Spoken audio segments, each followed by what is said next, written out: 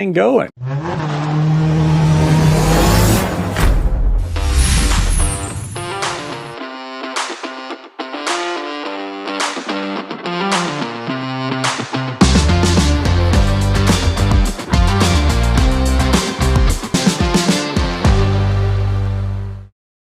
Yeah, guys, great to be back with you again. My name is Lee Kelso here with Saab Talk Live, the weekly webcast for Saab guys and gals all around the world. We gather here just about every Thursday evening, 8 p.m. Eastern Time, rebroadcast on Facebook and on YouTube. If you're catching us on the replay, make a point of dropping by some Thursday night. You can join us and be part of the program and join us with the chat.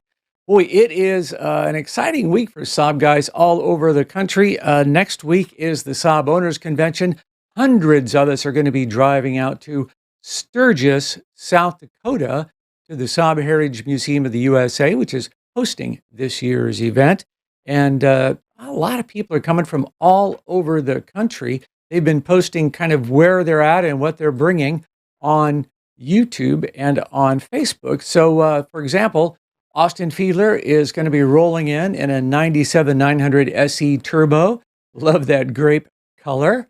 And look at that. Looks like he's got a big intercooler hanging out front there. The car looks like it's lowered. It'll be interesting. Excited to see that vehicle roll in. Ryan Staus is coming in a 2003 9.5 Aero. I think he's going to be heading up from New Orleans, or at least Louisiana somewhere.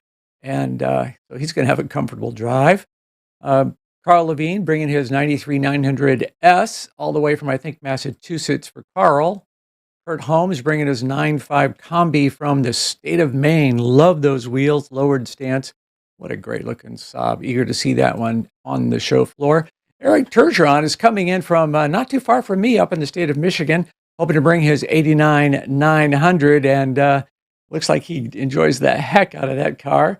And if he can run it this hard, I'll bet it's going to make it to Sturgis as well. Joe Rickard is coming in a 9.4 Aero from the state of Wisconsin. He's going to be rolling in comfort, right? And Jonathan Pavitz, 9.5, rolling in from Arizona and also Colorado. So another beautiful car here. Nathan Warner says he's arriving in a 2008 Aero convertible.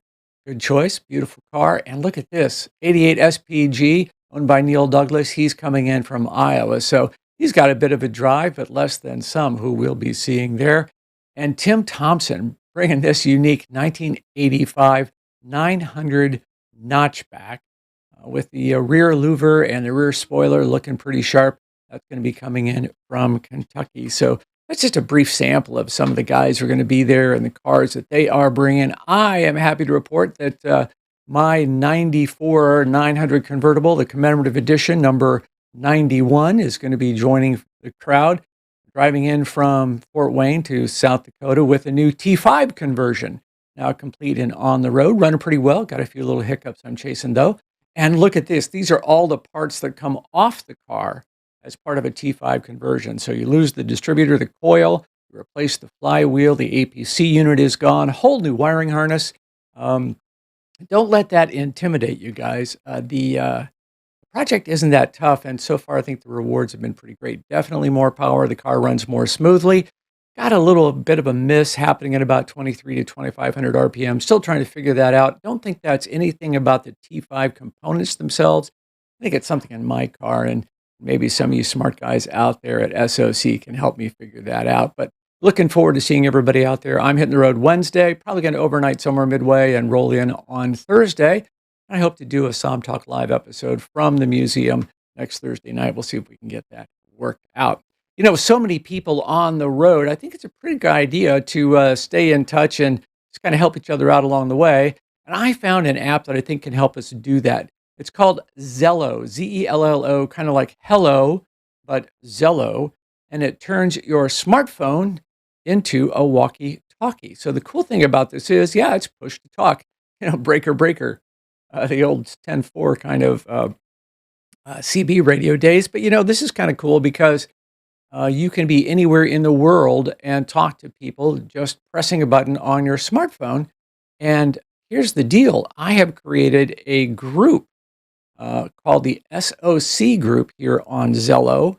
and it's free. You can download the app, and then as a group, we can communicate as you're on the road. So if you get lost, if you're having problems, if you're having trouble, you can just jump on the group and stay in touch with other people. And there are several people out there. Let's take a chance and try a little live demo. So here is what the app looks like. You can see I created the SOC group. There it is on my phone, the SOC, Saab Owners Convention group. And there are 8 people connected to the group right now. And let's give it a shout out and see if anybody is there. Hey guys, this is Lee Kelso on Saab Talk Live, just checking with the SOC group here on Zello. Anybody out there, give me an answer back and we'll put you on the program. So it's just that easy, push to talk. You can send text messages, share your location. You can send photos of process that you've got, problem that you've got, maybe you want to solve.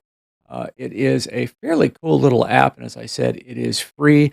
I've been talking to people as they've been signing up. I think we've got about almost 20 people now enrolled in the SOC group.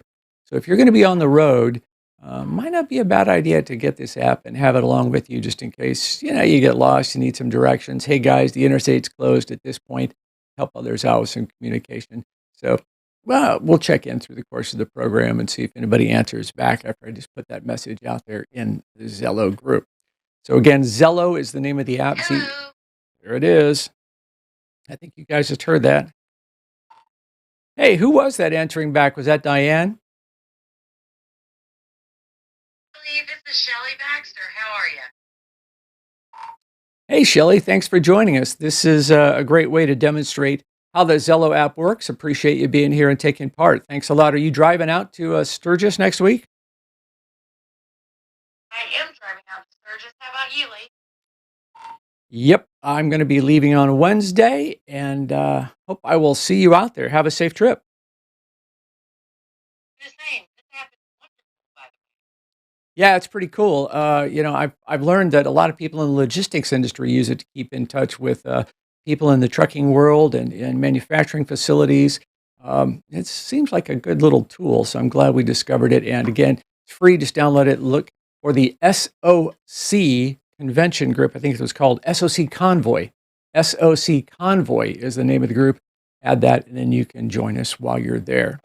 All right, as always, we'd like to thank our sponsor of the program, and that is ToughGuard DIY.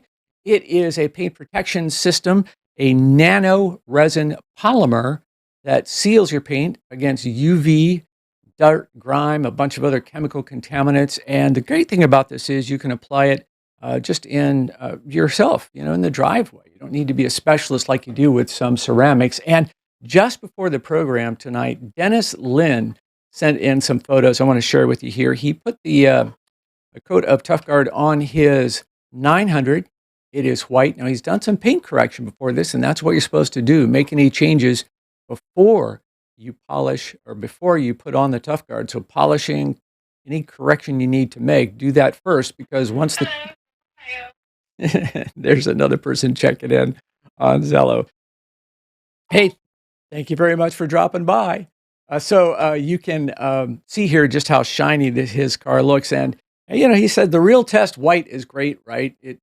It doesn't display the problems that darker colors do. So Dennis says the real test is coming when he puts ToughGuard on a couple of graphite colored and then black other Saabs that he's got. So looking forward to seeing those photos come through and see how much you enjoy ToughGuard. I like it on my vehicles, and I think you would too. So ToughGuard DIY, you can see the URL there. You can order online, easy to apply, and you'll get up to 5 years of protection against corrosion, paint, fading, all that kind of stuff. So well worth doing. Ties in real nicely into the other topic that we're going to cover tonight, and that is what is out there for the latest technology to keep your car looking great. I connected with Peter White over in the United Kingdom. He is a fanatic about this and a specialist. He takes care of some very high-end cars there in the UK. And the Zello conversation continues. So Peter is a specialist in all this. And one of the cool things that he does is he tests products for manufacturers and evaluates them. So it puts them up against each other, tells you the good, the bad, the right, the wrong. And I talked with him and we took a look at a couple of different things. Wanted to find out about this, what you just saw there, snow cannons, snow foam cannons, and how they function in cleaning your car. We talked about some modern polishes. That's a new world, things I didn't know about, kind of one-step polishes that do a lot of things. And then we did talk about sealants, about ceramic, and of course I asked him about ToughGuard DIY.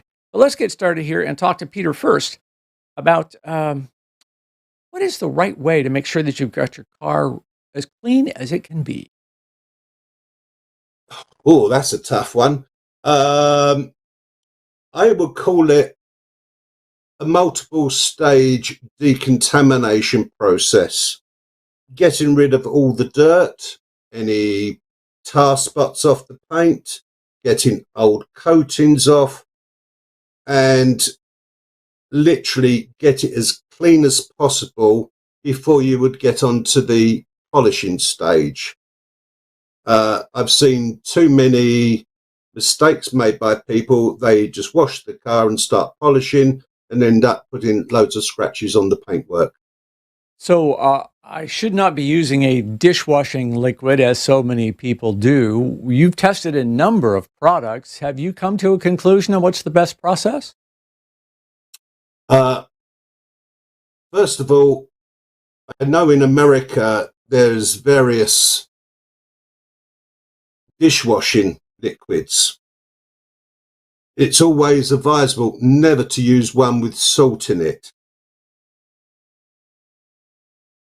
What I look for in a shampoo at the original decontamination stage is pure cleaning strength to remove as much dirt as possible. No added frills in the shampoo. You don't want to put gloss on because you're only going to remove it. You're defeating the object of it. Well, that makes sense. And then the process of doing it, most of us are still doing a mitt wash, but there's been real resurgence in interest in snow foaming your car. So here are some of the tools to do that with. What's the advantage of a snow foam, and then how do I do it correctly? Right. Well, first of all, you want to choose the right snow foam to use. A lot of them have different cleaning powers, different dilution rates, but most of all, you want to see a blanket of snow that's going to last on the bodywork with a longer dwell time, which enables its cleaning power to remove all the surface dirt prior to hand washing the car. What you're looking at there is to create more thicker blanket of snow. A snow foam cannon, as these devices are called, will mix water, the cleaning product and air together. But you need to stand back away from the target vehicle, sometimes 6 or even 8 feet or even 10 feet, to give the product sufficient time to react together, which creates a thicker blanket of snow foam on a car. There are different strengths of snow foams. One I always would avoid at all costs is an alkaline based one. And the reason for that, in fact, it was only about 4 weeks ago at a Saab club meeting. A member there said, "Peter, I've got a problem. I had a chrome strip on the back of my aero, but now it's only black plastic." And what I said was, basically, "You've been using an alkaline cleaner, haven't you? Snow foam." He said, "Yes." I said, "That will strip chrome off plastic." What do I need to know to look for on the label that tells me it's an alkaline product?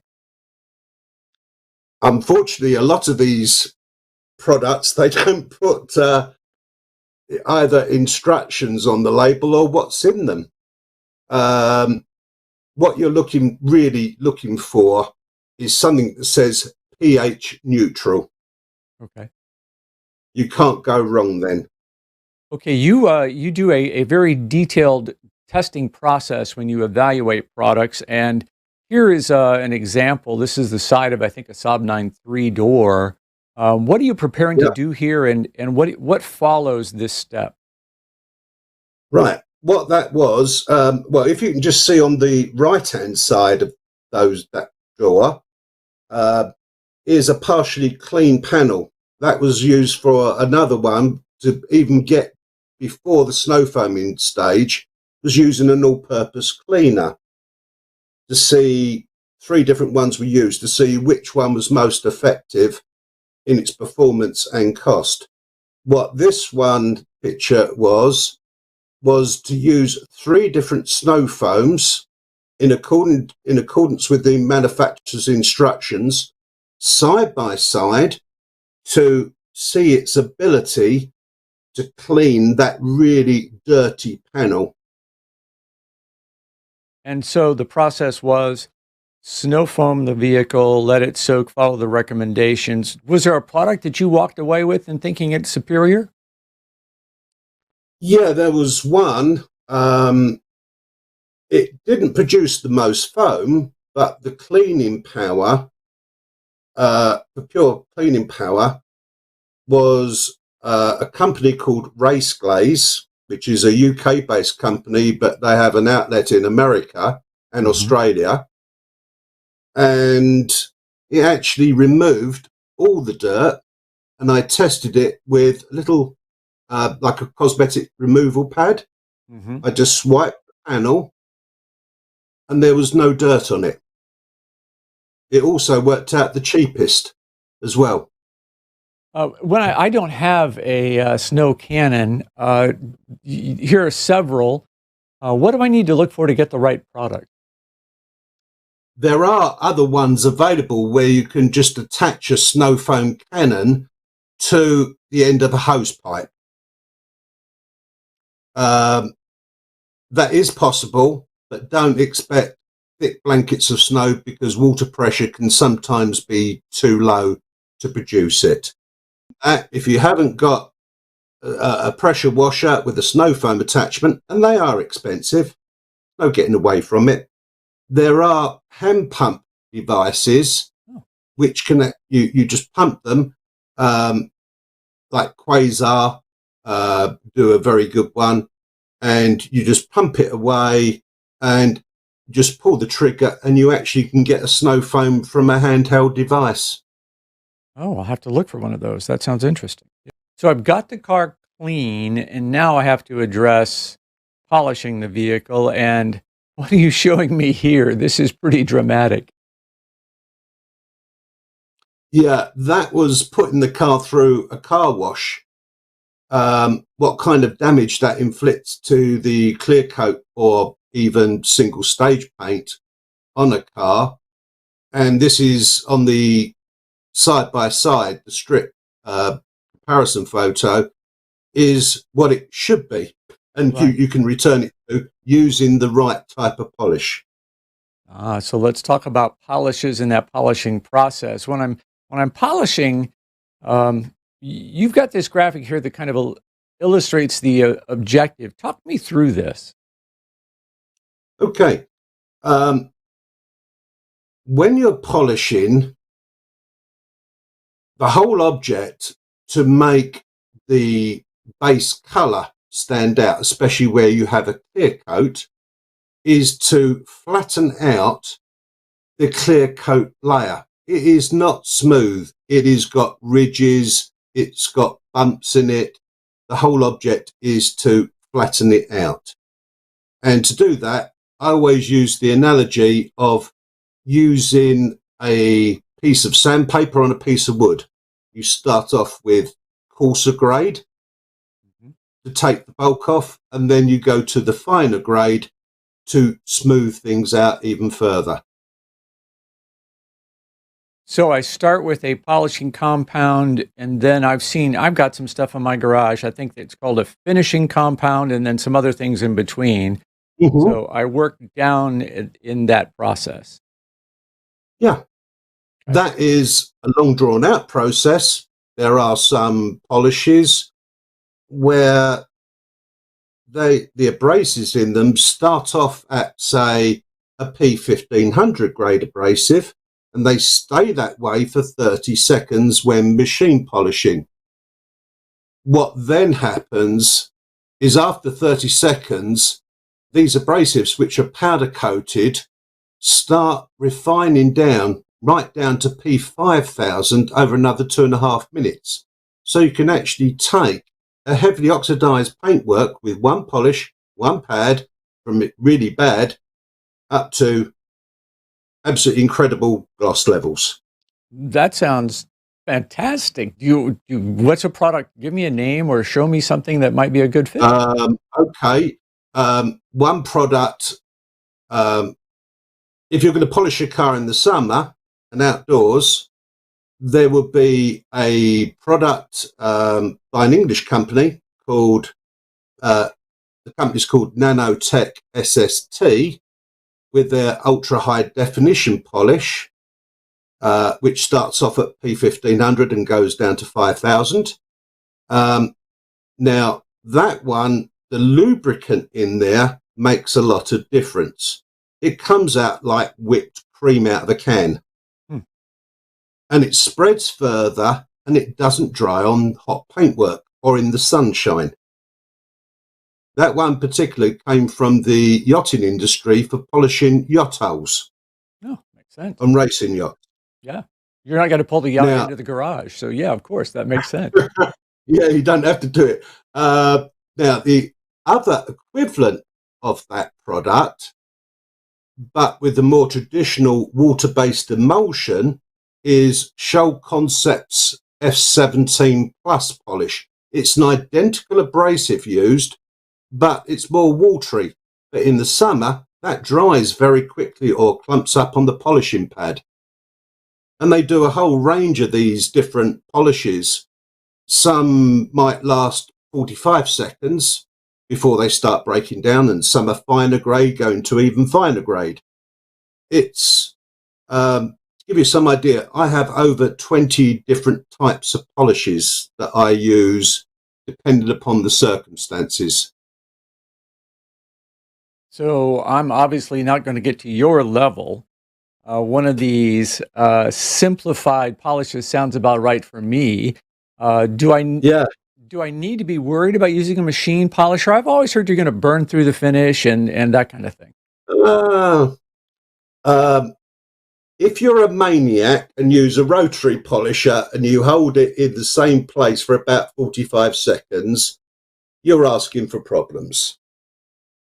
And what you're talking about then is different types of polisher and different polishes and the way that you use them. The best thing you never do is, they're not a fire-breathing monster. Just be sensible. See a few YouTube videos. Keep the pad moving. I normally use what's called a crosshatch pattern. Overlapping. North, south, east, west. Do it 6 times over 3 minutes. Over an 18-inch square. And it produces the results. Okay, so I've got the vehicle polished. I suspect I then wash it again to get all that stuff off. And now I need to think about sealing. Now, we've come a long way from carnauba wax, and the market of sealants is so confusing. Help me understand, what am I doing with the sealant? And then we'll talk ceramics versus other products. And then, of course, I'm going to have you talk about, our show sponsor, ToughGuard. And I'm kind of curious about what you think of that product. But let's back up a second and just, what am I looking for in a sealant? How long do you want it to last? How long? I'm lazy. Okay, so you haven't polished your car, and you've washed it and everything. Would you rather be driving your car or having to wax it all the time? Yeah, I'd rather be driving it and have some protection against, light scratches and kind of that sort of thing. Okay. This one here is a spray wax carnauba mixed with a polymer sealant.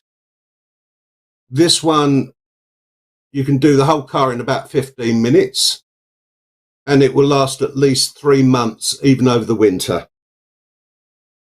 If I want to they kind of have the reputation as being the gold standard. What do I need to know about ceramics? What are they intended to do? How do I choose the right one? I mean, so much confusion around that category of Okay. product. Yeah, it confuses me half the time, so don't worry. I think the choice of ceramics is all down to a whole series of factors. How long do you want it to last? What level of protection do you want it to have? And that's normally measured in an H factor. 9H is generally regarded as a very good level of protection, and that will actually prevent scratches up to a pencil having a 9H hardness piece of graphite in the middle. It will stop anything scratching up to that level. If you want something a little bit special, how about something that is flexible but still a hard coat? And hold on, let's see if we can get it here. This one here is a flexible ceramic hard coat. And what is that product? And is it something I can buy, This or is it? one is by a company called Nanotech SST. You won't be able to get this in the post from the UK because it is would be banned in the post Oh, because it contains solvents which are flammable. I see. Okay. When you're talking about ceramics, you're also talking about the environment, and the problem is on the panel, any moisture. If you're going to apply any ceramic on these hard coats onto something that has moisture, it's going to trap that moisture on behind it and fail fairly quickly. Well, I had no idea the ceramics were so fussy. Oh, terribly. Okay. I hate So, to think the number of times that I've seen them go wrong, like on the Queen's Sandringham Estate Range Rover.